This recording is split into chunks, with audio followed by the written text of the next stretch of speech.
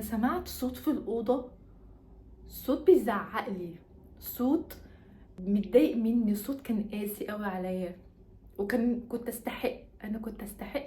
السلام عليكم ورحمه الله وبركاته، عاملين ايه؟ يا رب تكونوا بخير. ده تاني فيديو ليا معاكم النهارده. بس انا النهارده جايه هحكي لكم عن موقف حصل لي، اثر فيا جامد. الموقف ده هو اللي خلاني التزم في الصلاه، واخاف ان انا افوت اي فرض في الصلاه. مش عارفه، جالي احساس ان انا عايزه احكيه معاكم.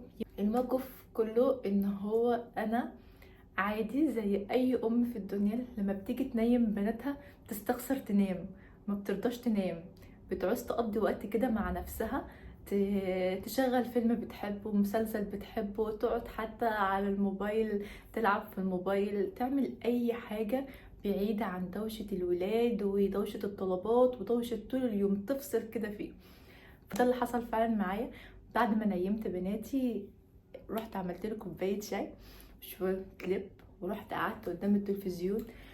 فتحت ابلكيشن منصه معينه كده، ولقيت فيه مسلسل جديد نزل، فقلت هتفرج عليه.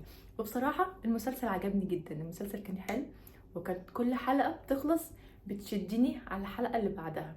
فكانت كل مره حلقه تخلص ابقى عايزه انام، فاقول لا انا عايزه اشوف ايه اللي حصل، في اشغل الحلقه اللي بعدها، وهكذا وهكذا، لحد ما تقريبا خلصت 6 حلقات.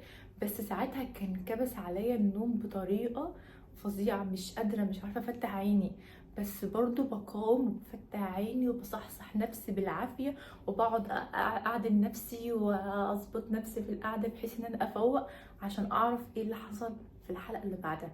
فضلت يجي كده 5 ساعات قاعدة متذنبة قدام التلفزيون على المسلسل ده، لحد ما حصل ان اذان الفجر اذن. ايه اللي حصل بقى لما الفجر اذن؟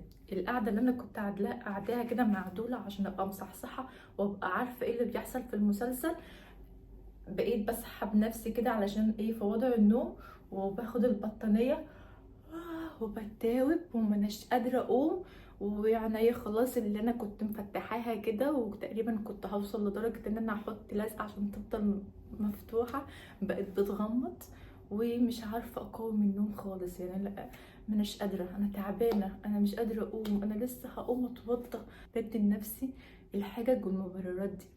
على فكرة الموقف ده حصل معايا كتير، ممكن يكون حصل مع اي حد تاني، فكنت بديل نفسي مبررات، بس كان ضميري بيأنبني كده، ولا كنت بقوم واصلي. بس المره دي وانا بدي لنفسي مبررات، انا سمعت صوت في الاوضه، صوت بيزعق.